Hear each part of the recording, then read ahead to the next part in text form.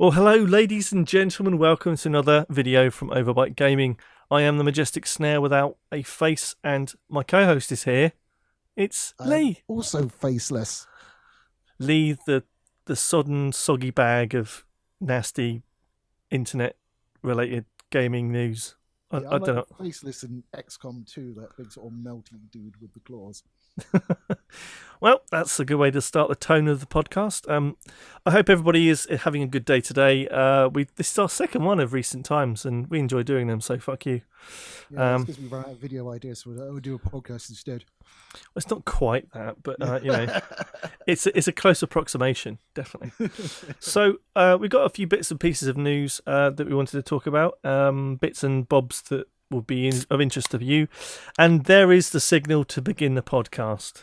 So I've got a bottle today. Fancy.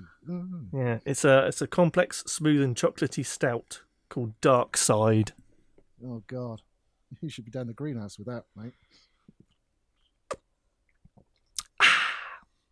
Do you know what? That is chocolatey and it is nice. I'll give that. Right, on to business then. So what do you want to talk about first? 3 out of 4. 3 beards out of neck. Yeah. So what do you want to talk about first? Let us talk about the marvelous Activision. Oh, well, let's. Right, so you lead. Okay, so basically there's been some news broken today as of recording this that Activision Blizzard is in the process of laying off a number in the realms of hundreds of their staff. I don't know if there's actually any hard news on numbers yet, but we do know that it's going to be affecting Activision and Blizzard kind of parts of the company. And this is the company that's recently got rid of or separated its ways from Bungie. So I made a video probably about a month ago talking about what could be happening next. And I thought Activision would be acquiring something to sort of like go ahead and go all in to do the next big step. But sounds like they're actually doing the opposite and they're shrinking down. So is this the start of the end for Activision Blizzard? Because they haven't really got anything that's available to them now apart from Call of Duty. Yeah, and obviously the Blizzard properties, but they're sort of shutting those down as well. Like they're shutting down Heroes of the Storm, not shutting it down, I should say, but they're rolling back support, and it looks like Hearthstone may be next. Yeah, I mean the problem is with Blizzard is that on their own they were quite well respected and innovative and stuff. You know, they were doing good stuff, but since they've become under the Activision umbrella, they seem to have stagnated. Really, I mean, like the last nail in the coffin was that Diablo Immortals. That's the last. That is the last news I remember about Blizzard at all. Well, they've like went. Oh yes, we're actually doing Diablo 4 as well. We probably should have announced that at the show, and then no one would be as angry as they are. But that's a complete lie. They just didn't have that in plan. Otherwise, they would have said it. That's far more interesting. But you have to remember a lot of these kind of situations where people are laying off staff and doing PR. It's all for the shareholders. The game is the product. It's not the reason they're there. The reason they're there is shareholders. I think the worst thing that ever happened to Blizzard was them producing Overwatch, because that's what got Activision interested in them, because they were making fucking shed loads of money off of it. And Activision just went, we want a bit of that, and bought them. And then obviously, I can't remember the dude's name, but like the COO or something of Blizzard left like about a year ago or something, and he was the guy that was like keeping Activision sort of away from Blizzard, if you like. He was kind of like shielding them from it. Since he's been gone, they've just been all over them, cutting shit back and like rolling out shitty mobile ideas. It's just Now, let's face it. I mean, in the grand scheme of things, let's not be non-mobile gaming snobs here. There are a couple of things that have just exploded on mobile for good reasons and bad reasons, but it can be a very lucrative place, or at least it was. I don't know how it is these days. You don't announce a mobile version of a game that can't be played anywhere else at a PC-centric con. Come on. Yeah, to be honest, in terms of PR, that part was terrible. But we've seen, you know, if you look at examples like Konami with Metal Gear, that entire franchise has been wiped from the face of the earth, apart from pachinko machines and that god awful, what was it called? Survival. Metal Gear Survive, yeah. Yeah. I That. fucking bought. Oh, why did you do that, mate? Why? Because I did a video on it. That's the only reason you should have refunded it straight away. I got 6 views. That was like £50 well spent. Well, that's £10 of you, and one of them was probably you.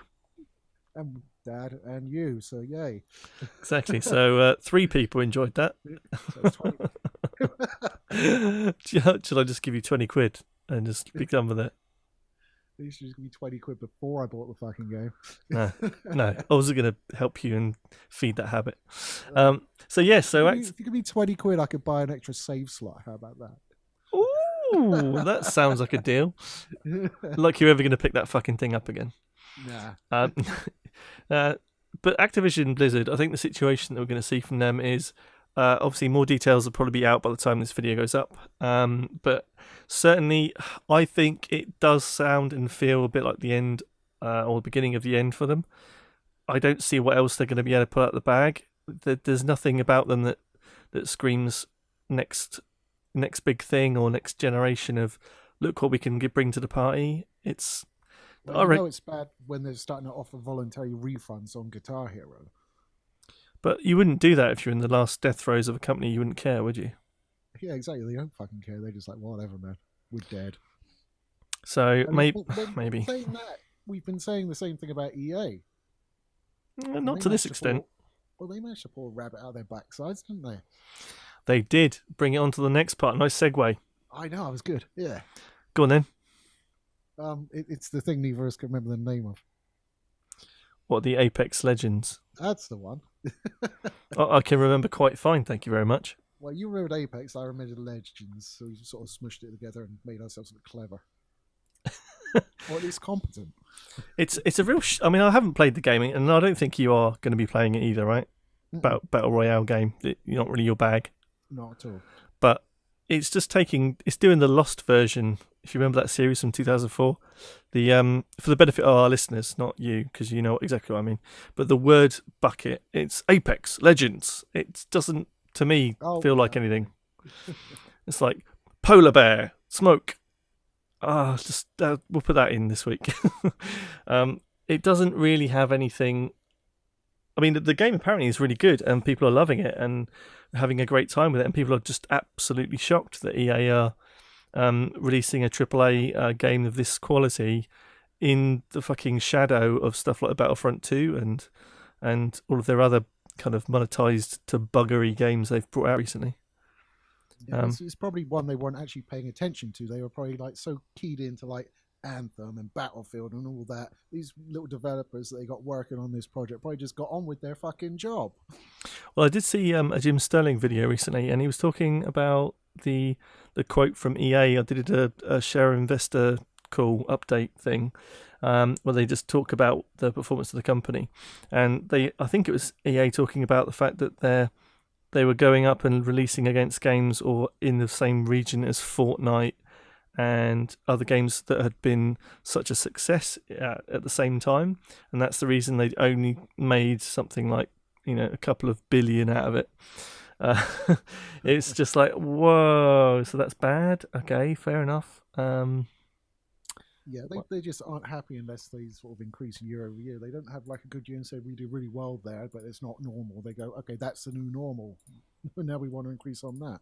And Mr. Sterling, Esquire, did talk about the fact that there seems to be now a thing where every single AAA is behind on its expectations of what the game should be selling. So there's only one consistent thing there, that their expectations are fucked up, not the actual games are bad. Because you're selling like over 1 million units on a game is not terrible for that first weekend or whatever. You're still making a shit ton of money. Yeah, they made like 500 million on the new Black Ops in like first 3 days, and they were like, no, that's not enough. Yeah, like, but below expectations. But on the flip side, because of, I mean, hopefully it will teach them the right lesson here. But on the flip side, the Apex Legends game is being attributed as the cause behind the something like 20% uplift on the EA stock price, which is a shock price. Which it makes sense. I mean, when you have a good product that you're expecting everyone to be shit, it's a surprise. and it's adding value to your offering as a company, why not? Yeah, make it 20% higher. Fine. But you just lost 20%, so it's kind of nothing. You're back to where you were rather than growing. But yeah, it's behind expectations. It might be a temporary bump. I mean, Anthem's releasing soon, so I think 22nd, so 11 days from the day we're recording this. Yeah. I'm still, I'm intrigued by Anthem. Are you getting it or not? Yeah, I pre-ordered it because we said we'd review it. Okay. The fucked up thing is, I tried to pre-order the Origin download code. I thought I'd just get an email, it'd be fine. Nah, refused to. Tried it about 4 times. Like, fuck. Well, I ended up ordering a fucking code in a box. Code in a box. I'm just like, what the fuck is the point of that? Just send it by email, for fuck's sake. I bought it through Origin. I had Amazon vouchers, so I didn't actually spend any money on it. I see. Okay, well, I did it through Origin, and to this day, the actual screen, when you go in and select the game, and it has like the options, the download, the play game bit, when it kind of overlays over the actual Origin client. Is it just one page on Anthem going, are you sure? No, it's a picture of Anthem pops up, and there was nothing on it last night, and I was like, all the other games have play or install or download, and it was just empty. It just had it looked like it was half made. You'll probably get a button pop up like 3 or 4 days before launch or something where you can preload it. Yeah, that's normally what happens. But it was just weird to see nothing. It just looked like it was broken rather than it was waiting. I think you should just for the first 4 days it's out, you should put your feet up, because I don't think the server's going to fucking work. I'll tell you what, it's going to be loads of people screaming from the rooftops going, it's broken! Look at it, it's terrible, it doesn't work. I'm like, most people that played the beta, and even myself included, I couldn't even get on the fucker. I played it. I played the open demo. I had that weekend for the pre-orders and Origin Access peeps and whatever. I had that weekend, but I couldn't get on. I got into the game, but as soon as I jumped into my Javelin suit for jumping around in the world, it just started to load the level and just froze about 90%. It was just horrible. I honestly didn't have a problem getting into the game. I tried for about half an hour, didn't succeed. I thought, fuck you, I'm not wasting my time anymore. So I imagine it's going to be a very similar stance I have to the full game. Yeah, but people are going to be screaming about it, and they'll be like, did you expect anything less? I mean, for a start, any game that's this hyped up and like, oh, it's going to be the new Destiny, it's another thing in the spectrum of looter, shooter, mooters. I don't. What's a mooter? No, it's a word that rhymes with shooter. That's all it is. I just look past that. But yeah, definitely, it's a game that is going to be exciting, and I reckon it will bump up EA's share price because of the $20 fucking skins they want to put in it. From what we think, that's not confirmed yet, but that's probably what it's going to be. Yeah, I don't know what to expect, but I'm intrigued by what it's going to turn into. Well, it better be fucking good, seeing as they dicked over Mass Effect for it. So, well, that's my advice there. Jesus. I mean, the stark fucking difference between the facial animations in Anthem that I've seen compared to the Andromeda fucking awful bullshit. It's a little bit better now. They did patch it after we reviewed it, but it's still not great. It's not a great game. No, it is a shame, but to be honest, it's like it was resurrecting a fucking zombie, wasn't it? I mean, the game had finished. It was clear, shut down, stories ended. This world is a complete article. Bad ending, lovely journey. That's it. Mass Effect is finished. There you go. Yeah, absolutely. And they went, oh, you forgot this. Well, to be fair to them, they did sort of do it the only way they could, because like after the ending of 3, which I won't spoil, even though it's ancient now, you had to get people out of there before that happened, and somewhere completely separate, so they weren't. So the storyline wasn't dominated by the Reapers. So they did it in the right way. The story it told was crap. The combat was okay, but like I didn't really give a shit about anybody in that. It's like when I watched like the opening cinematic of Mass Effect 2, and the Normandy gets blown up and Shepard's like space. I was like almost in tears. I'm like, dude, I've known these guys for fucking dozens of hours. Give them back. Yeah. I'll tell you one thing that I love, and I think that it changes the Mass Effect from good to fantastic in traditional 1, 2, and 3, not Andromeda, is that fucking score that you get in the game. The music around that this just the sound of the Reapers when they're playing the cinematics, that sound that is just Is not every movie trailer ever. yeah. But look, it's the fact probably why they use it is because it's such an effective tool in that game. You have the quiet, peaceful, ambient space sounds, and then this like really threatening like, and it just gets right to your heart if you're invested in these characters. It's phenomenal. I made my old Lodger play through, I think it was 2 and 3, and he would just sit like at the title screen of like 3, where it's like the Earth view and like all the ambient music, and he's just like, I don't want to start it. I want to listen to the music some more. It's phenomenal, but yeah, that's a very good tangent. I like that. But yes, so Anthem could be interesting, working our way back, and EA has kind of had its rebound, but you can't trust anything in the markets because that 20% they might have made today might be gone again tomorrow. Yeah, I think a lot of EA's fiscal year is going to depend on Anthem.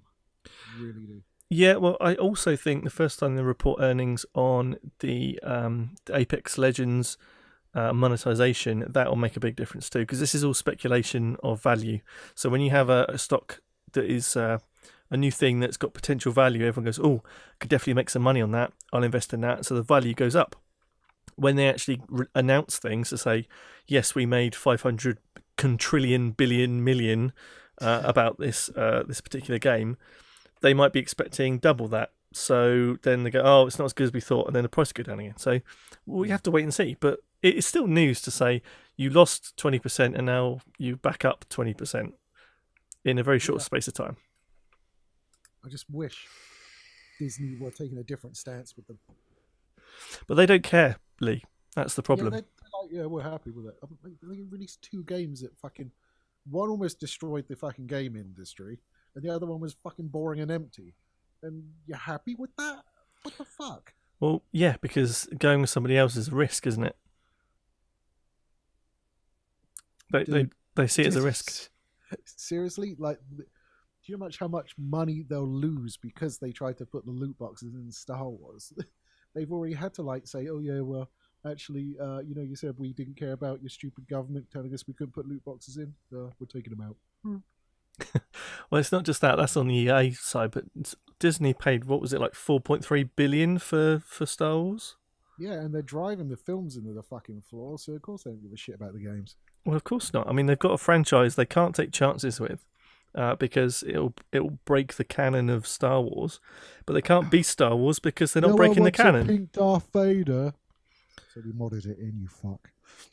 Yeah, all of those things mean that people want to have fun with the game, but Disney is all about protecting the brand because they've just spent 4.3 billion on it. I don't know how much they made back on the other films. Probably made that back straight away. But actually, I don't know how much would they have made back on the Star Wars films. I mean, let's face it. I mean, a film generally doesn't. I mean, unless it's a huge. Maybe the first one might have done a good chunk of it. Yeah, I think Force Awakens might have lived up to expectations. I bet it didn't. Let's do a quick search here. I know Solo didn't. Solo crashed, which is good because it's terrible. Rogue One, which I'm more forgiving to Rogue One because it actually has proper stormtroopers and proper things in it that I grew up with. Okay. So worldwide, 2 billion. 2 billion, that did well. So foreign 54% and domestic 45.3%. So opening weekend was 247 million, and the worldwide is 2,068,223,624. Surprisingly few zeros in there. That's from boxofficemojo.com. Nice little plug there. But so the first film did 2 billion anyway, so they halved it back straight away there. Yeah, and merchandising. Don't forget the merchandising. Yeah, there's all that as well, and all the toys and the stuff they can sell on the site on the side of the film. I have a Poe Dameron Lego X-wing. TIE Fighter. The Last Jedi did half that. Good. 1.3 billion. So That's terrible. So there you go. So they're making their money back on the films anyway. So in terms of EA putting out some games, it's I don't know. I don't know. For me, if I was in Disney, I'd be like, so we don't know how to make games, right? Okay, so does EA? That would be the first question. So No. it might be somebody that remembers They used to. EA Sports from ages of old, but they're nowhere near that now. EA Sports. Big. It's in the game. That's what you think you remember, isn't it? Yeah, it is the only fond memory I have of EA. Fuck themselves, the rest of it. I have tons of good memories of EA. They used to be a good company. Well, I don't know about a good company, but they certainly made some decent games, and now it's all like fucked. One game I played so much as a kid, from an EA Sports sort of angle, was I was probably about 14, 15, and we had NBA Live 95 on the SNES. Fucking hell, I loved that game so much. It's probably the best basketball game I've ever seen. I was more of like a FIFA guy, and Def Jam, obviously. Yeah, which you've done videos on. Plug that on the channel. And Def Jam 2 almost worked. So yeah, as we sit here today, EA is a massive piece of non-news that's generated about half an hour of discussion. Woohoo! Woohoo! So, taking us from EA and the fact they don't know what they're talking about with games, how about talking about Resident Evil 2 and how people don't get that as a fucking game? Yeah, I didn't know about this. You told me about this prior to us coming on air. Yeah, so today I was scanning around for general gaming news, and I came across a video from a channel called The Quartering. I don't always watch his stuff. He generally has good titles and wouldn't say clickbait, but on sort of topical stuff. I don't always like his videos, but this particular one was interesting because it was looking at a review from somebody reviewing Resident Evil 2. Is it remastered or remade? Or remastered, I think. But for those people that have been living under a rock or never played a video game in the last 25 years, Resident Evil 2 was a massive hit for the PlayStation 1 back in the day. Fixed camera angles, weird janky controls, but I still loved it to pieces. Me too. I used to play that. I still, to this day, haven't completed Resident Evil 1. But I've completed Resident Evil 2 many times. It was just years ago. So this is a game that has been remastered, and we'll be doing a review on it very, very shortly. Because it's now very much a Resident Evil 7 quality of graphics upgrade from the original. Yeah, it's the same engine. Yeah.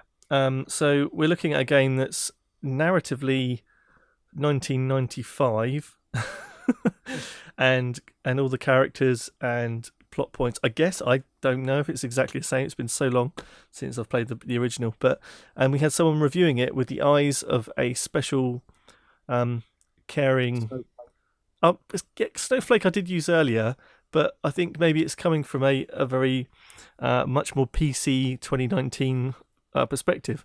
And some of the things they were saying was like, what? How does that even apply to this game? It doesn't ring true. So, as an example, they wanted to play, and they wanted a lot more fucking choice. That was very clear. So, for those of you who have not played the game, we won't go into like a review of the game here, but you are basically trying to survive against zombies jumping out at you, and trying to eat your face, collecting keys and green herbs, and trying to get out. Basically, that's the whole game. Searching, collecting, shooting with minimal bullets, and trying not to die. That's the game. And they were like, well, I would have liked to have helped this person, and it didn't give me the choice, and it all seems a bit wrong going around stealing stuff from a medical centre after a serious crisis. And they're trying to impart all of these things, and then they start talking about the police being racists because of all the black people that die, and that's all the police do. They don't actually look after the safety of citizens. And I'm like, hold on a fucking moment. This is a video game. Okay, I have completed my first run as Leon, and there is 2 cops alive, or temporarily alive. One is the one that I played in the one shot, who was a white guy that got dragged under the door and had his legs eaten off. And the other guy that actually survives for a while is Marvin. I think his name's Marvin, and he was in Yeah, the he's quoted. first game. Yeah, so like that's a black one and a white one, and they both die. So how's that racist? Well, there's if I can find it, I'll put a link to that particular thing. I think it was from a Twitter account called what the Watching or something. I can't remember. I think it had a W in it, but terrible preparation for a podcast. But this review was absolutely interesting to me because I don't think I know of a game that's literally had such a difference. Well done, such a difference between the original release and the current release that has to be seen through these different sort of lenses. A bit like the whole Friends being released on Netflix and everyone calling it homophobic. Because because like back in the day, it was just funny. The same way that we looked at things like, if you're in the UK, In Sickness and in Health, or Love Thy Neighbour, which were terribly, terribly like xenophobic and racist comedies. Or Mr. Garnett. Yeah, Alf Garnett, and they had like the guy Patrick Truman from EastEnders. He was the neighbour in Love Thy Neighbour, an African guy, and it'd be like they'd use the horrible C words instead of the N word for Africans living in England. It was just awful. But, you know, at the time, be like, oh, that's so funny. Look at that. It's so funny. Such a funny joke. And I think this is the first time I've seen a video game do the same thing, of the crossing the generational gap into the 2019, like, not even rose-tinted glasses, but really, really horrible looking, like, oh, it's so misogynistic, and why can't the police be more accurately depicted, and Leon's quite clearly gay because of his haircut. I'm like, what the fuck are you talking about? This is from 1995. That's how people had their hair. Everyone had an undercut. Leon looked gay in the original version. So that's to be fair. He did look gay in 1995. But what my Resident Evil 4. I didn't have short hair in Resident Evil 4. Mm-mm. He had the same undercut. Like the asymmetrical bob cut or something, whatever it is. I don't have hair, so I don't know about it.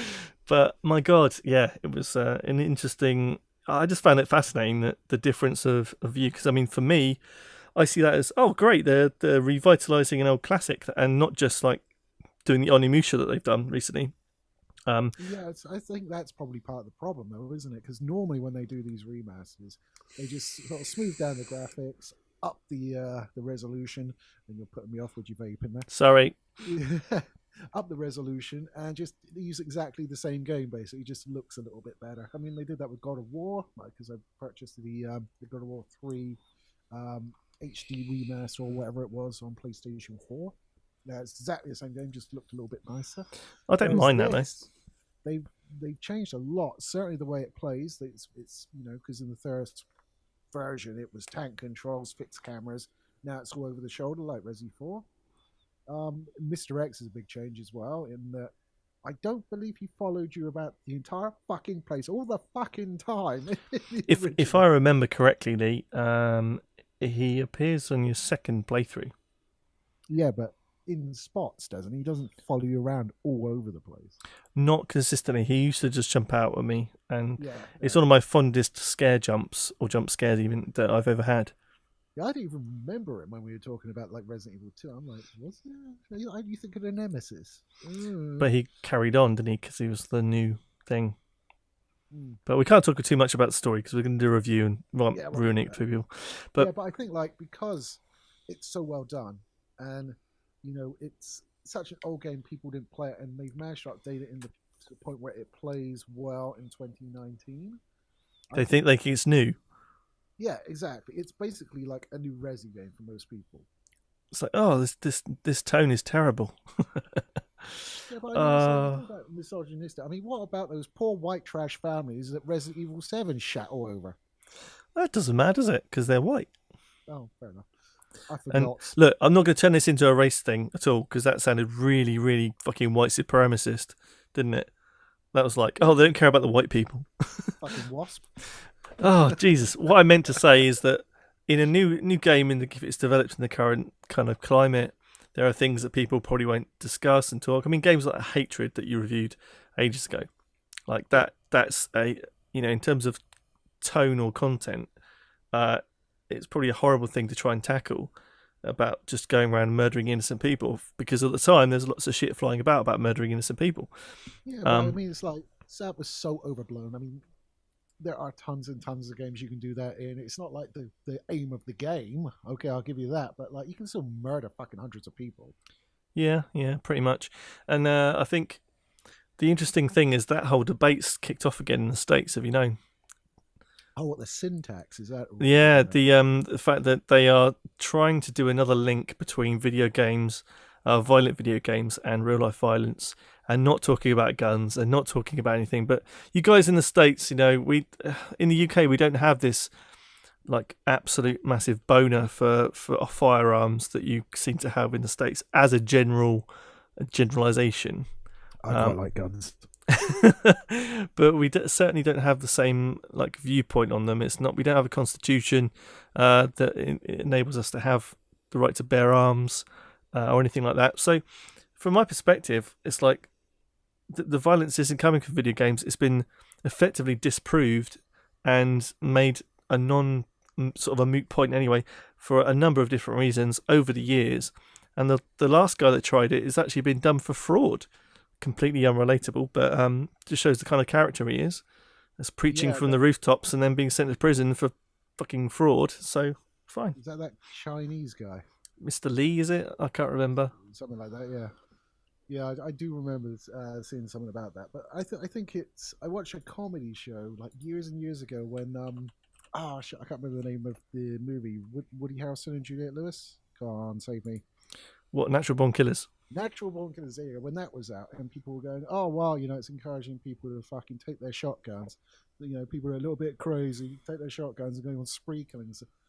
So you just kind of sat there and you think, "Okay, let's break it down." Yeah, you've got your disturbed person, and you've got your shotgun in his house, and then you've got a movie, and the thing you're trying to fix is the movie. What the fuck? Yeah, I mean, to be fair, maybe our podcast is not the place to fix world problems about gun violence. But on the other hand, it's the only public forum I've got. I'm the only one that can save us. But one thing I will say is that the whole video game causes violence. I think there's a line. It's ridiculous. It's not as clear cut. I mean, for people like you and me, Lee, that we grew up with video games, right? I murdered the fuck out of everybody since I was 6, bitch. But what you were murdering when you were 6 looks a lot different to what it looks like now. Yeah, it was a little bit blocky. A little bit blocky. And so the fact is that you've grown up the same rate as computers have grown up with the computing power and graphics and gameplay. You are blobby, not blocky. But so we have actually had a time to sort of organically grow with it and understand the difference between fake and real. We have knowledge of a time before we had video games. So, but these people that are getting involved with games now, without the right sort of what I want to use is education, but without the right kind of introduction and education to what video games actually are, because by the time you're 2 or 3 years old at the moment, a tablet gets thrown in front of your face and left to your own devices. But you don't see many kids going around catapulting birds at people. Really? Where do you live? In a better part of town than you, apparently. Oh, there's bird marks on my window every day. Yeah, so I think what we have to look at here is the way that video games are viewed. That they should be viewed as more like a not what am I trying to get at here? Not a particular product, but it's an experience. It's like someone paying money to go and see a film. They're paying money to play a game. And we've had the argument about films, and now we're having an argument about video games. I think it comes down to like, with me, I view games as the place I can go to do things I can't in real life. So like the day I got laid off from a job, I was made redundant, but I was a contractor, so you didn't have to give me any fucking money, the cheap ass pricks. I came home, I played Soldier of Fortune 2 and blew legs off people with the shotgun. I felt better. Would I do it in real life? Of course not. But like having that release valve kind of like means, okay, I don't have that bottled up inside me anymore to the point where I do it in real life. Yeah, I see. With those kind of arguments, it says to me like it's that people would take that as a reason to maybe take it further, and that's dangerous for this whole debate. It's Um, kind of like the I don't know if you heard of this, but there was a pederast who was like caught with a load of like kiddie porn on his PC, and he was obviously taken to court about it. And he said he should have his PC back because if he didn't have his porn videos, he might fiddle with kiddies in real life. exactly. That's the kind of So the same he argument. got a lot of jail time for that. Please give me my kiddie fiddling stuff so I don't fiddle kiddies. Not a good Seems argument. fair. Not a good argument. But I think the whole thing comes around. It'll be going around full circle. It will stop and then it will start again. It doesn't help with the fact that the games industry doesn't paint itself in a great light in most of the time, because it's always trying to do well. Certainly, the indie side needs a bit more regulation. I think with maybe Well, it's the like any content. other medium, right? It's like as long as you're not fucking hurting anybody, do what you fucking like. I don't care. Um, we have ratings for the games. If parents go and buy their kids, 18 R-rated games or whatever, then that's the fucking parents' fault. You know, we should, as adults, be able to enjoy just as much variety in our games as we do in our movies, regardless. I think a good analogy actually is like buying a kid a bike. Um, if a kid says to his mum and dad, "Oh, can I have a bike for Christmas?" They don't go out and buy them a fucking Harley Davidson, like 2 liter engine that goes, Oh, best parents ever. But what I'm saying is that if somebody is asking for something like a bike and they are 7 years old, then the appropriate thing for them is a bicycle with maybe stabilizers on it, right? Yes, when my stablers came off, so did I. So you stopped. It wasn't fun anymore. Kept falling off. Yeah, Uh, kept forward off, like bad, no, not anymore. but as a parent, what these parents are doing by not engaging with them on their hobby of playing games, then what they're having is a whole system where the kids are then left to experience these violent video games, but they're not necessarily mature enough in their brains to understand the connection between what they're doing on screen and what is like appropriate behavior because they've got nothing to back it to. It's not the game that's at fault; it's the parenting. Yeah, but I mean, I can look back and I don't ever remember a time where I confused like acceptable behavior in a video game with acceptable behavior in real life. No, like I said, because you have grown up with it. Yeah, but like back in like the day when I had my Atari 20, well, when I had Dad's Atari 2600, and I was fucking lopping fucking Egyptians in the head with stones and riddle the Sphinx. I didn't go out and like hurl stones at people because okay, it's more crudely represented, but that's what you're doing. Yeah, and you go into your imaginary world, etc. But what I'm trying to say is that the difference between that and just being look, kids are going into games now straight off the bat, 5, 6, 7 upwards, being exposed to games that are so much more realistic that their brains can't discern the reality to the virtual anymore. Except the fact it only appears on the TV. Yeah, It's like saying kids watch Miami Vice and decide to roll their jackets up on their sleeves and shoot people. Sleeve jackets. There's words in the wrong order there somewhere. but it's just like maybe our parents and grandparents used to play cowboys and Indians because they watched a western. That was their way of acting out. Yeah, but they didn't actually shoot anybody. It's like we used to play superheroes. I've never Hulk smashed anybody before. Haven't you? Yet. It's fun. You should try it. But we're not going to solve the fucking problem here. But I think this whole thing it's annoying because it's the same argument that they think is somehow different now. And it's not. It's not. Absolutely not. Because they're coming to the table and saying video games cause gun violence. Well, that's what we proved it doesn't do last time. What's different? Oh, we need to put a tax on it. But it doesn't do. It's not connected. We kind of haven't seen one study that's showing that there's a link there. Yeah, but it's clearly what's happening. These kids are, committing these atrocities because they're exposed to violent video games. Look what you can do on Call of Duty. Yeah, which you've put a age rating on. Yeah, well, it's the problem of the person providing the service, is it? It's kind of the parents letting their kids play a 18 fucking R-rated game. And let's face it, No More Russian was just cheap fucking heat. Yeah, that's what Activision wanted there. That wasn't shocking at all. It was just exploitative. Yeah. So to be honest, that the whole story is kind of just by the by, annoying, but it's what happens when you get idiots that don't know anything about a particular subject matter, and it makes you wonder what governments around the world actually know about anything.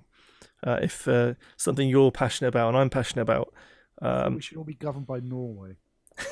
They seem to get everything right, don't they? Yeah. Apart from there's probably suicide quota that's quite high. Or is that Finland? Can't remember.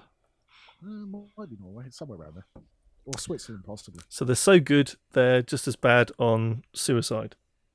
Or good. It depends on your views of suicide. Or assisted suicide, anyway. I'm looking up the Norwegian suicide rate now. 1 in 5,000 dies by suicide every year. 1.4 of all deaths. And where does that rank? Context? Well, surely just numbers. That's what we deal with here. It's decreasing. Looks like world suicide rates. I'd like to look at the list, but it's behind a Washington Post paywall, so that can fuck right off. Yeah, I imagine that since they've outlawed loot boxes, the less people are driving themselves into crippling debt and feeling less inclined to commit suicide. Let's see if I can find them. Control F, don't fail me now.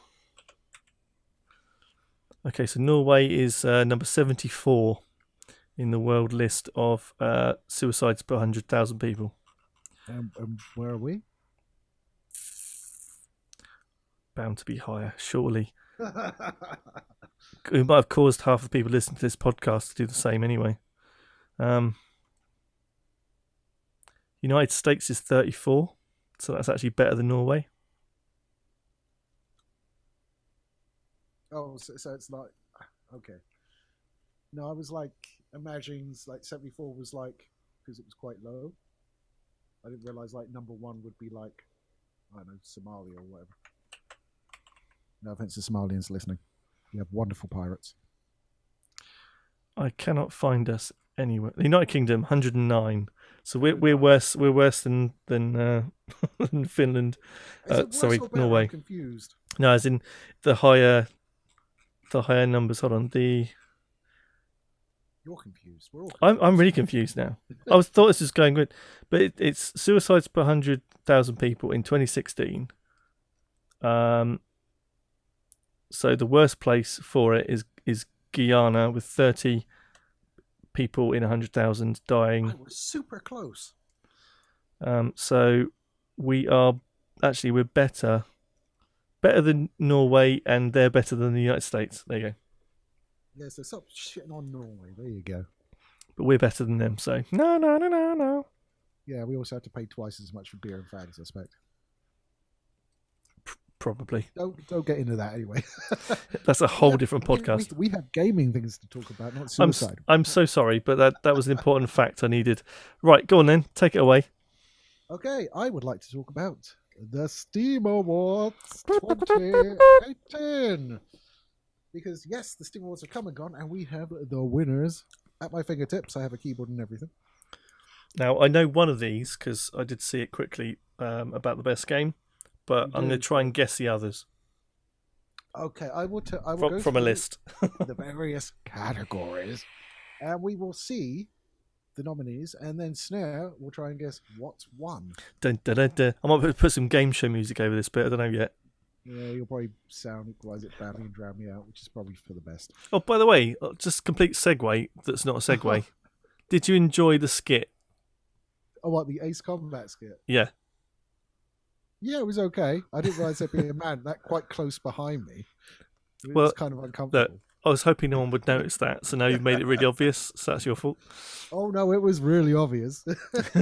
He was just stroking his shoulder. Sorry, right, carry on. Okay, the first category Most fun with a machine. Right, what's the options? We have Euro Truck Simulator 2, Right. Squee, Rocket League, Okay. Near Automata, machines wearing stockings. That should be a thing, definitely. Factorio, one of your favorites, Mm-hmm. and Space Engineers. Oh, now those last two, very niche. I don't think they get many votes, although they are good games. Haven't played the last one, definitely played Factorio. Near Automata, sounds like a salad. I'm aware of the game. I'm making a shit joke. So it's between Euro Truck Simulator and what was the second one? Rocket League. Oh, Rocket League. Now that's quite popular. I think, as it's a machine and not just an arcade, people will gravitate towards the Euro Truck because that is good fun. That is fucking good fun, especially in VR. Yeah, I've tried it once. Really good fun. Yeah. But no. No? The winner of Most Fun with a Machine, whether it's a car, truck, robot, or other mechanized contraption, the winner of this award, fired on all cylinders, engineering an unforgettable gameplay experience made possible by machines. I didn't make that up. I was reading from the website. Well done. Is Rocket League. Oh, that was my second, though. That was my second. But the thing is, it is quite popular, so I can see how that won. A lot of people have a lot of fun and a lot of love for Rocket League. I didn't like it. It was just To be fair, right? Have you seen some of because it's got a full pro league and everything? Yeah. People earning serious cash from Rocket League. But have you seen some of the absolute esports top tier level gamers? How much control they have over those fucking cars? It's ridiculous. I have not, because I have no interest in watching cars bash balls into nets unless they're piloted by Jeremy, James, or Richard. Fair enough. I mean, that's your prerogative, but some of the moves I've seen, phenomenal. So good win, Rocket League. Well done, Rocket League. It's not like you were struggling for kudos. And let's face it, everyone's been waiting for this moment in the podcast. So, okay, we have next category, best alternate history. I will actually read the spiel before the end this time. Go for it. Those who cannot remember the past are doomed to repeat it. Those who remember it just fine, but prefer to reinvent it, are doomed to get this award for 2018's most entertaining tinkering with the history books. And our nominees are Dun dun dun dun. Wolfenstein 2: The New Colossus, Potential. Assassin's Creed Odyssey, Mm. Hearts of Iron, Roman numerals shit, 4, Civilization, more Roman numerals, 6. Yep. How did you know? But you cheating? No, I'm not cheating. I'm not cheating at all. You can't see, but I'm not cheating. But Civ 6 was the one that came out last year. So. And Fallout 4. Oh, fucking hell. See, Fallout 4 isn't a... Well, I suppose it is, isn't it? It's a retelling of, like, what would happen if the bomb went off. The world got nuclear bombed in, like, the 1960s, so yeah, it is. Well, I think the most surprising out of that lot is Assassin's Creed.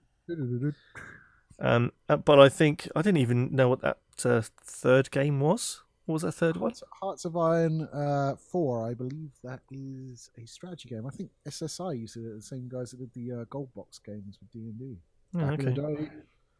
Well, the only one I'm kind of thinking it's... But even then, Assassin's Creed wasn't a retelling of different stuff. It wasn't tweaking it. Oh, I suppose it was. I'm pretty sure Alexios did not kill the Minotaur. No, but what I mean is it's not... The Minotaur existed. Like Wolfenstein is one thing, because that's really fucked up in places. The bits I have played. But... Well, the only popular one there I could think of, mass appeal, is Assassin's Creed. And you will be right, and not just because I told you earlier. Assassin's Creed Odyssey, it did indeed win, and I would say, well done, Assassin's Creed Odyssey, because I actually like you. It's nice to see a game like that getting critical acclaim as well as people giving it an award.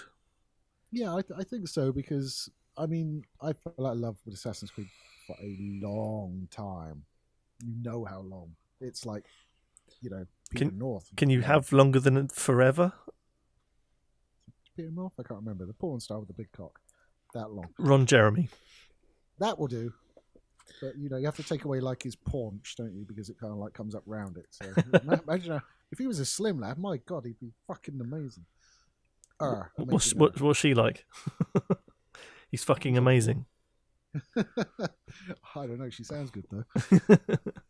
Next category, my friend. Dun, dun, dun, dun, Which is dun. appropriate because it is better with friends. Better with friends. Okay. There are some games out there that just aren't the same when you play by yourself. Maybe you need to have a friend to watch your back. Maybe you need to have a friend that can stab you in their back, that you can stab in the back. No, I was being all selfless. Either way, Mirth is awaiting for those who gather friends to play these games. Oh my god, my Galaxy's trying to record my fucking thing and it's doing quite a good job, actually. Your backup. To unlock the phone first. Oh, be quiet. So the nominees are Payday 2, Okay, popular. Dead by Daylight, Mm. Rainbow Six Siege, Oh, that's had a resurgence. it's Counter-Strike. I can't see the fucking the title thing, but it's Understrike something or other. Blah. The new one. The most recent. Whatever. CSGO? Is that what you mean? Counter-Strike? I thought it said 60. It's only a tiny thumbnail. But it could be Go. Okay. And Overcooked 2. Oh, right, okay. So, right, so if it's CSGO, nobody has fun playing with friends and that. They're normally screaming at each other and wanting to fuck each other's parents. So, But surely fucking each other's parents is better when you have friends that have parents. it's not really a thing that I think people would be saying better with friends. I think, I don't know, because Overcooked is a possibility. And that's Yeah, I can't imagine. I mean, I haven't. because even we had attempted- fun with that. I haven't even attempted to play the first one solo. That just looks so much fucking. It's so hard. It's so hard. It's ridiculous. Why, thank you. What? Okay, Overcooked. I think it's going to be the only one that makes sense to me. Overcooked 2, you say? Yeah. You are wrong. No, I kind of accepted that one. Okay, the winner is Tom Clancy's Rainbow Six Siege. Of course, yes. No, because that has had a resurgence of people always playing that online in my friends group. Okay, next category. Best environment. I'm not doing well here, am I? You're not doing well. You're doing shit, in fact. I've just got taste. The only one you got right was what I told you previously. Yeah, but I didn't know it won that one. Yeah, you played it off like, no, the listeners won't know. Well, now they do. Yeah, I know. I've spilled the beans. Beans. Anyway, best environment. All those chatty cutscenes, all those reminders that they need a health pack again. Let's face it, characters are overrated. As this winner illustrates, sometimes breathtaking scenery tells a better story than 1,000 big-mouthed heroes. Ooh. So we have The Witcher 3 Wild Hunt, Subnautica, Okay. which I've just bought actually, Shadow of the Tomb Raider, Far Cry 5, Meh. and your favourite, Dark Souls 3. And this is for, was it best scenery? Best environment. Best environment. It's got to be Witcher, hasn't it, out of that group? Is that your final answer? Could I turn it orange? Go for it. You are correct. Hoo-hoo! The Witcher 3 Wild Hunt does win, but that should win everything in life. But only because that I remember the actual scenery and setting being such a nice part of that game. But again, it wasn't released last year, was it? So what's it doing on the list? Oh, we can have a laugh at this one. Okay, go for it. Best developer. Whether it was by listening to their fans, creating something genuinely unexpected, or just delivering on the promise of a truly great game, this studio absolutely crushed it in 2018. Now, I'll read you the nominations out. You'll get a cookie if you don't laugh at least one of these. There are 8. No, there are 10 nominations this time. 10 nominations for best developer. Okay. Yep. I think they're reaching, and they reached in some of the wrong places, personally, but there you go. Okay. Okay. Rattle them off. Okay, so we have CD Projekt Red. Mm-hmm. We have Ubisoft. Mm-hmm. We have Okay. Try not laugh. Bethesda. You don't get a cookie. Give me the cookie. Rockstar Games. Potential. Well, not on PC. Of course, this is Steam Awards, isn't it? Sorry, It yes. is. Digital don't fuck all. Extremes Limited. Very possible. Square Enix. What? They're not. What? No, they're not a developer. Fuck off. Capcom. Who I would have laughed at prior to Resident Evil 2, to be fair. Yeah, they've been a bit like underwhelming this year, so I wouldn't say that. Yeah, so selling all their fucking extortionate costumes on Street Fighter and shit like that. They did have a good recent reduction on Street Fighter 5, actually. Yeah. Only pay £500 for all of the schoolgirl costumes. Oh yeah, so there's still in-game transactions. Anyway, sorry. Yes, carry on. Paradox Interactive. Okay, Which is, I think, your mates that did Stellaris. Is that correct? maybe I'll look them up. See what else they've done. Okay, I'll continue going while you're doing that. Research. Bandai Namco Entertainment, who did Ace Combat. I just slipped that one in for you. They also did Point Blank in the arcades many years ago. That was good. Actually, that was fun. And Klee, Klei, who I'm not familiar with. What the hell have they done? And who are they? Idea. No idea. Oh, okay, right. So, Paradox Interactive did Prison Architect, Hearts of Iron, BattleTech Flashpoint, Stellaris, Battletech. Lovely Battletech. Surviving Mars, Crusader Kings, and they're just about to release Imperator Rome. They've actually done some good shit. So they're actually a decent developer, actually. So yeah, fair enough. Okay, so who do you think got it, though? Was it Bethesda? So, despite the fact of not knowing who the fuck they are, what's this? Is it CLEI? KLEI. Okay, okay. Pardon me. Is it just Clay Entertainment or something? It just says Clay. Oh, it looks like an indie studio. So, they do Don't Starve, Oxygen Not Included, Hot Lava, Invisible Ink, Mark of the Ninja, Shank 2, that lot. Okay. So they're pretty decent. Yeah, there's some good ones in there, actually, yeah. I knew they sounded familiar, but wasn't sure. Okay, I'll have to go with my fanboyness here and say Digital Extremes, because although I don't think they've won, because I don't think this year... Because I've got to. The quiz. It's who I probably voted for when it came down to actually doing these. So, yeah, I think they could have done more in 2018, although they released Fortuna and it was kind of cool. It wasn't like what they did the year before. You don't think they'll win, you just wanted a reason to talk about Warframe, didn't you? Yes. But no, I think they're still a good developer and I think they deserve an accolade because they do listen to their fans and people that play the game. They do engage with them. They're by far the best developer I'm aware of. So I would say them. You are incorrect. Fuck it. The winner is, and I don't know why, because as far as I'm aware, they didn't release anything in 2018. CD Projekt Red. Could this be due to the upcoming Cyberpunk 2077? Yeah, but we had trailers. What? Yeah, but people are excited and looking at how cool the game's going to be. And I agree.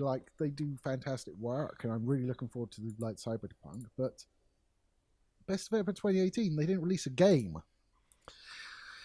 Well, half of these awards don't make any sense for 2018. Let's be honest. True. Although The Witcher still stands up in 2018, in my opinion. It does still. Yeah. But yeah, okay, fair enough. So I've got 2 out of billions so far. Okay, next one. Labor of Love. This game has been out for a while. The team is well past the first unveiling of their creative baby, but being the good parents they are, these devs continue to nurture and support their creation. This game, to this day, is still getting new content after all these years. Rainbow Six Siege has got to be on this list. It is not. It's not on the list. It's not on the list. But that's one of the games that you look to and go, look how much they've gone back and updated it. This is crazy. Okay, carry on. Nominations are Grand Theft Auto 5, Mm. No Man's Sky, Oh, potential. Path of Exile, Oh, that's a strong candidate, actually. Dota 2. Fuck off. I don't even know what that stands for. What does that stand for? Direct over the arse. I might play that. I have no idea. It's just in case anyone quotes that in a pub quiz. That's not what it stands for. No, it certainly is not. It would be something I'd play if it did. Anyway, and the final nominee is Stardew Valley. No, it's got to be Path of Exile. Got to be. Is that your final answer? The amount of free content and updates they do to that game, everyone knows how good it is, and it's quoted by so many. It was quoted actually on the last div stream from Warframe. They quoted Path of Exile, so it's well known as a well done free to play game that people absolutely adore. It's got to be Path of Exile. It is not. Fuck off. What is it then? It is GTA 5. Fuck off. Get to fuck. No, it's not. You sound very Sterling-esque when you sort of whining fuck off. Fuck right off, mate. There is nowhere. No, they have not done anything, though. Well, they've introduced more ways of buying in-game money. Wankers. Possibly. Wankers. Massive wankers. I agree. Path of Exile is stupendous and the perfect game to demonstrate how to do free-to-play gaming. Yeah, them and Digital Extremes. I don't know actually who actually makes Path of Exile. Not Digital Extremes. No, I'll have to find out who it is just so we can give them a little bit of a shout out. But the problem I think we've got here is that Path of Exile is fairly niche compared to people playing Grand Theft Auto. That's millions of people still playing that game because of the online element. I sometimes go to the strip club. You mean sometimes, but you mean every time. I just roll in there, a bit of Britney Spears on the speakers, you know what I mean? It's Grinding Gear Games. That's who did Path of Exile. There could be some grinding going on, you know. You flip them a dollar. Yeah. They're New Zealand company. The headquarters are based in New Zealand.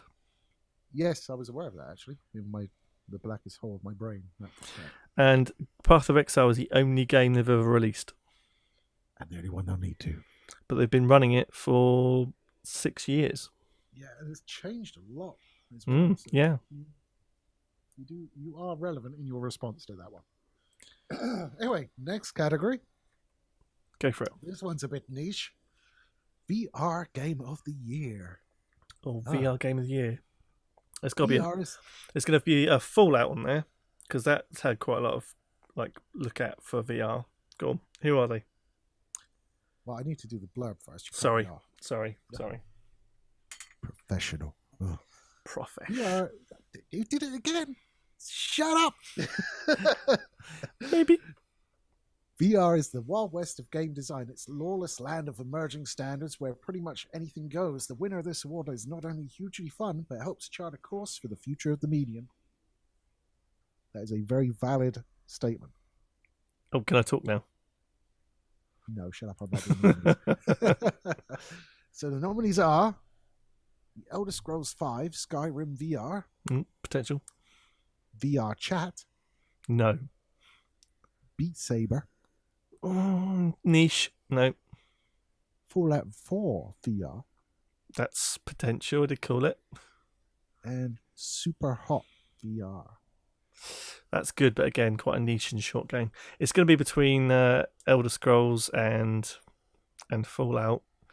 And I think for the experience and the fact that it's...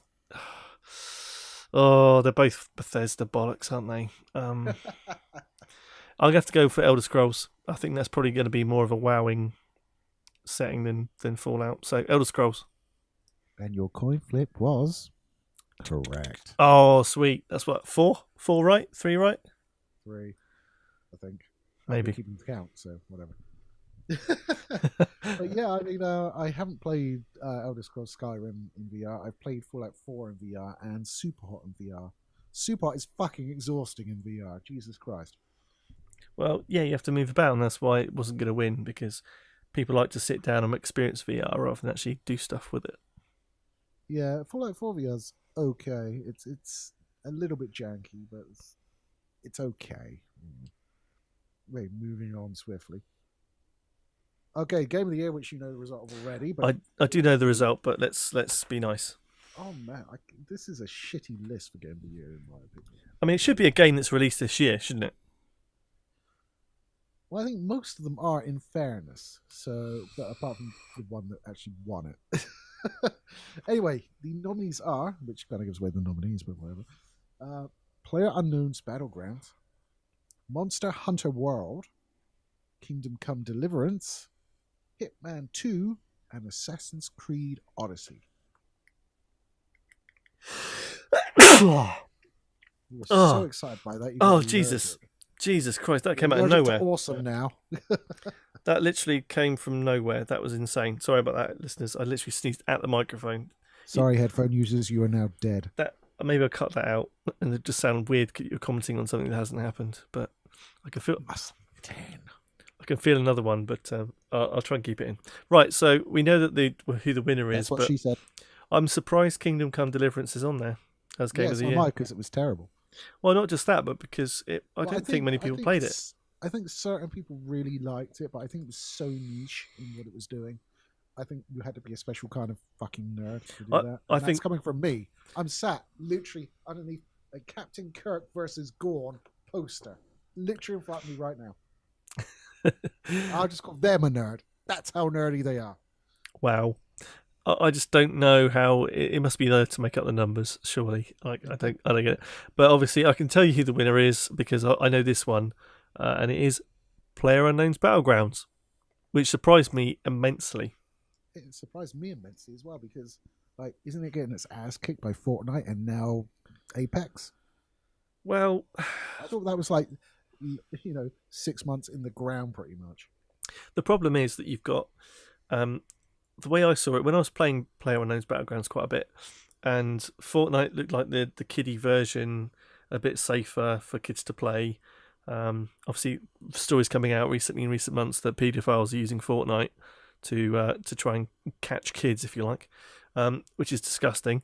But the fact is, PUBG was more like realistic, and then you had Fortnite, which was like just the fun part of Battle Royale.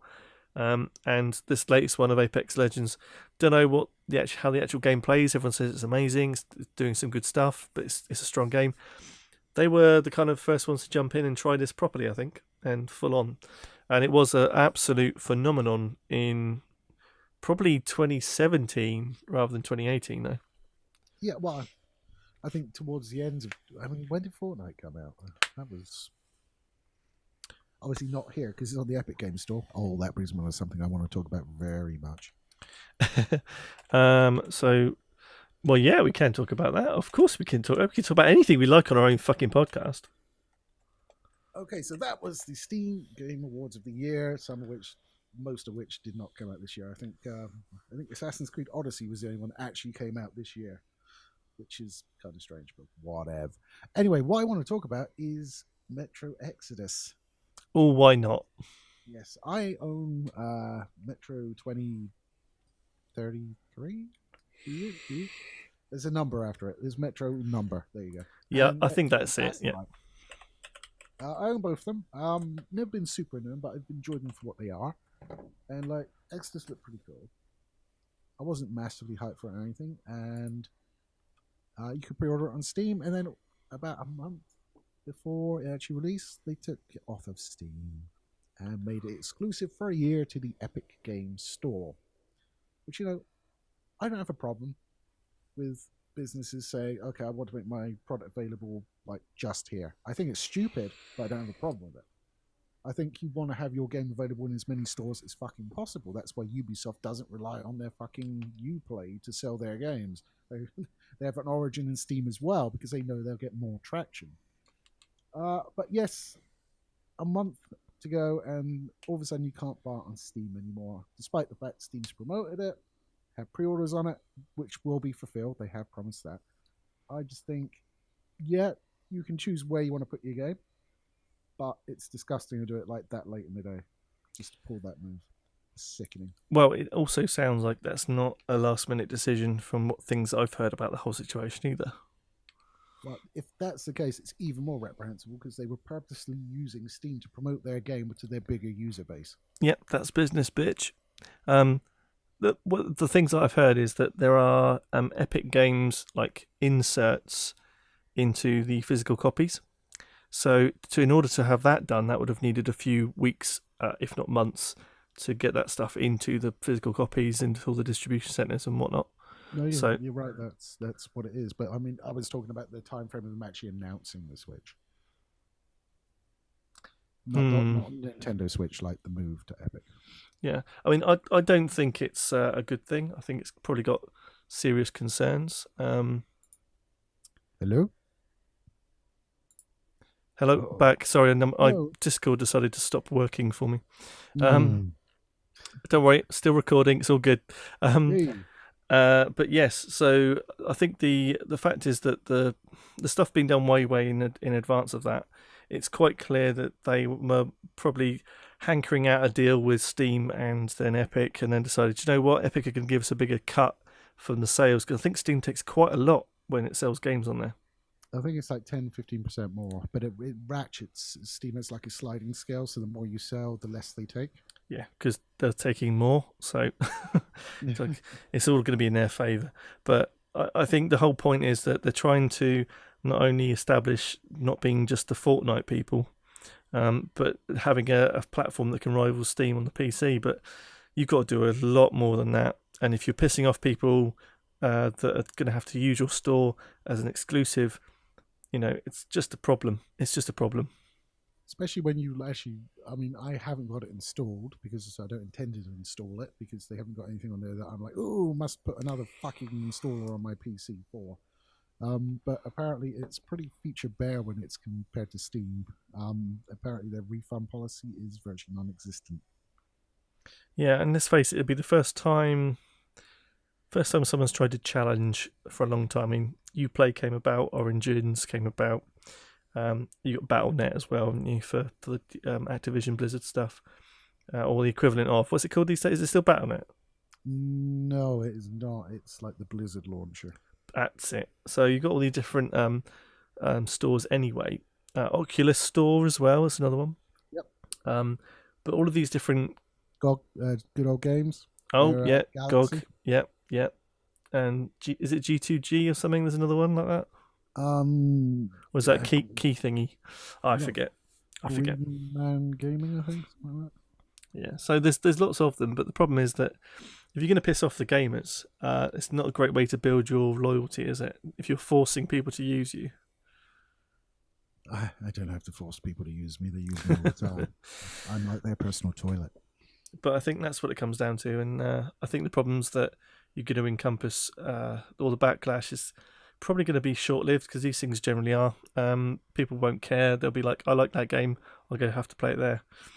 Yeah, but it's like the Switch is the problem. If they came out and say, look, we're going to be exclusive at the game store, I'm not fine with that. I don't think it's competition if only one side has the product. I think competition is where they both have the product, and the consumer makes choices of where they're going to get it. So I don't think it's competition, but like, it's business. I understand that they'll get a bigger cut from Epic. I understand that, but to be on Steam for that long a time and then say no, we're exclusive to Epic, I think that's bullshit. And they should have planted their flag when they came out the gate. Absolutely agree. That's the right thing to do. But this, as I said at the start, this is business. They're trying to make a buck. They're doing it for the wrong reasons, but they're just trying to make a buck. Did you see the author of the Metro series actually commented on it? No, I didn't. It was hilarious because he obviously commented in Russian, even though he speaks English perfectly well. Actually, I was surprised how well. And no offense to any Russian people that speak English out there, but yeah, he basically, his comment was translated. It was like, oh man, it was basically slagging off the decision to make it sort of exclusive to Epic Game Store. And then they came back and went, actually, that translation was complete shit, and it actually says the opposite thing. He was supporting the company. It's amazing. It was just like, it was literally like the wrong way around. It's like, it could not have been translated worse. It had to have been someone that was just pissed off with them for making it exclusive to Epic and just decided to roll them over. Fucking hell. I just don't understand. Speaking of rolling over, though. Go on then. Have you heard about Andrei Sapkowski? the author of the Witcher novels. No. So he's been basically pursuing CD Projekt Red in the court because when he sold him the right to The Witcher to make games, he took like a payment up front. It was like not even 10 grand, I don't think, which is fairly fucking stupid, but whatever. And obviously, it's going to be very successful. And So now you want some.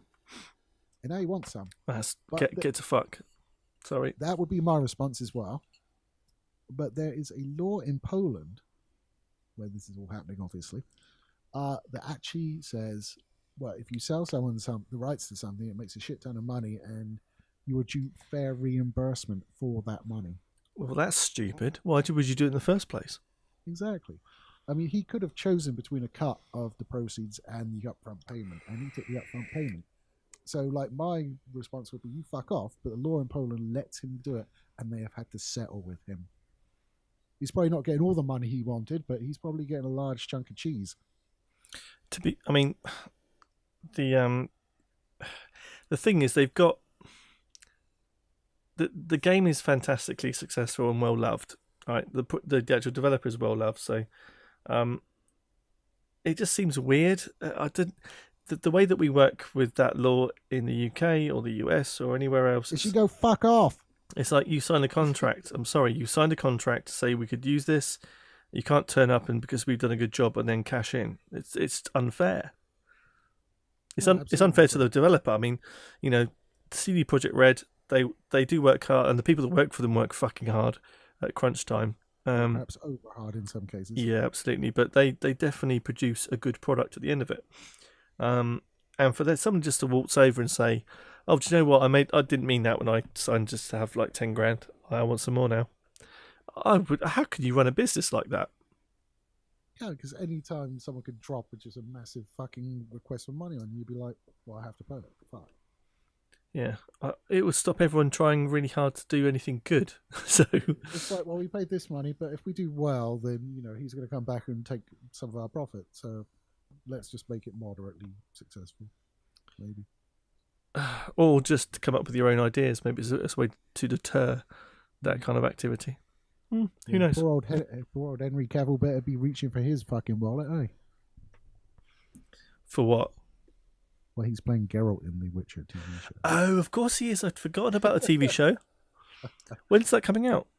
God knows. I suppose nobody knows yet. I have no idea when that's coming out. You're looking it up, I can tell. Yeah, because I'm typing. 2019. This year, then. Yeah. I think he doesn't look quite right, though.